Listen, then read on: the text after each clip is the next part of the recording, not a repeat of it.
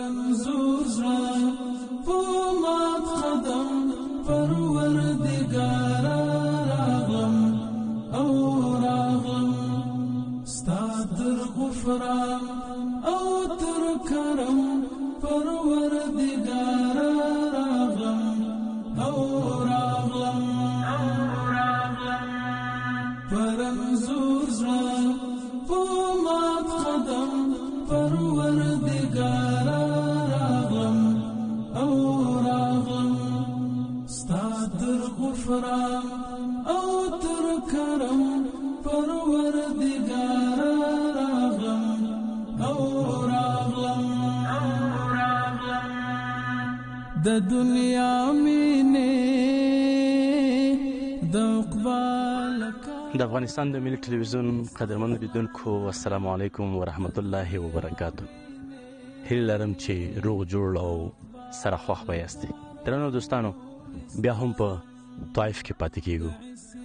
په طایف کې داسې سیمې ته راغلي یاستو چې دلته د اسلام ستر پیغمبر حضرت محمد مصطفی صلی الله علیه و آله وسلم د ژوند لومړني وختونه تیر کړي دي.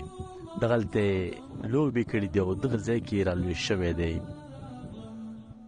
حضرت بیبي حلیمه سعدیه هغه څوک چې نبی علیه الصلاة والسلام ته شیدې ورکړي او د هغه پالنه یې وکړه، دا کټ مټ هماغه ځای دی.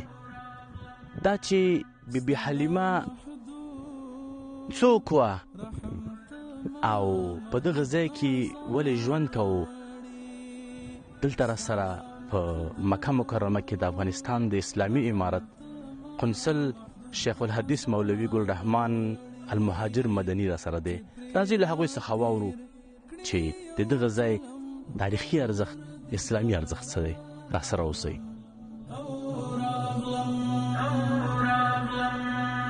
پرنځور زړه په مات قدم پروردګاره راغلم او راغلم ستا تر غفران او تر کرم پروردګاره راغلم او راغلم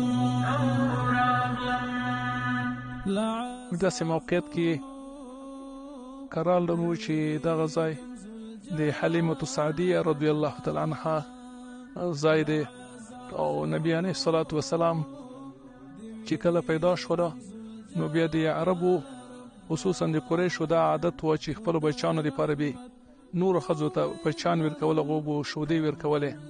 نو په دې کې د بني سعد قبیلې نه چې څه ښځې لاړې وې، نو چې کله قریشو ته لاړې نو هر چا د مولدورانو بچیان انتخاب کړل.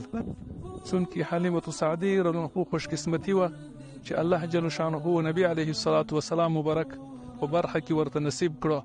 نو هغه یې ځان سره دلته په غوږ باندې راوړله، چونکې د اوښه ډېره کمزوري وه او چې کله پیغمبر علیه السلام مبارک ورسره وه، الله تعالی یې د اوښه دومره قوي کړله چې د ټولې قبیلې نه به مخکې روانه وه. نو د نبي علیه السلام مبارک یې دې ساحې ته راوړه او دې کې نبي علیه السلام مبارک ته تی مبارک ورکړله. نو نبي علیه السلام کې ابتدایي تربیت په دې مقام باندې شوی دی، په دې ځای باندې شوی دی. او بیا نبی علیه السلام مبارک شک صدر هم دې مقام باندې شوی دی.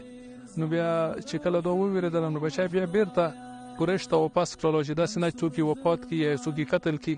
نو بیا دوباره بیا نبی علیه السلام مبارک دا ځای ته راوړلو. نو دې ځای کې نبی علیه السلام مبارک وزې هم سره ولیدي او دې کې بدوباش هم کړی دی، ډېر ښه ژوند یې تېر کړی دی. نو دا هغه مبارک ځای دی چې نبی علیه السلام مبارک ابتدایي تربیت په دې ځای کې شوی دی. الله تعالی پاک دې موږ ټول دغو مبارکو مقاماتو مستفید وګرځوي. پرنځور زړه په مات قدم پروردګاره راغلم او راغلم ستا تر غفران او تر کرم پروردګاره راغلم او راغلم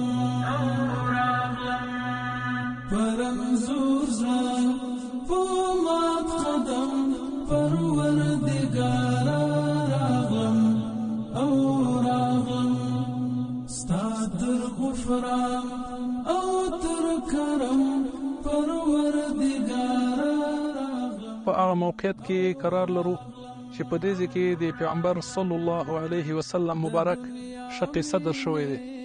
نبی علیه الصلاة والسلام مبارک داسې راکوز شوی و او نور رضایي خور او ورور هم ورسره و. نو بیا یو ملایکه راکوزه شوله او د نبی علیه الصلاة والسلام مبارک سینه یې څیرې کړله او د ده زړه مبارک یې راوایستلو او په تاش کې په اوبو باندې پرېمینځلو او بېرته یې په هغه ځای باندې کېښودلو او ورباندې ویې نو ته چې کوم رضایي ورور خور و هغه په منډه باندې خپلې مور حلیمه سعدي رضی الله عنها ته ورغلل، ورته ویې چې موږ ورور کسانو رسملولی دی، قتل یې کړلو. نو هغه ډېره په تیزۍ باندې دلته راغله چې ویل یې دله نبي علیه السلام مبارک چې کوم زخم هغه بیخي جوړ شوی و، شک صدر یې جوړ شوی و، خو صرف رنګ کې تغییر و. نو بیا نبي علیه السلام مبارک یې یوړلو، خپلې مور ته یې واپس کړلو، داسې نه چې دا څوک قتل کړي.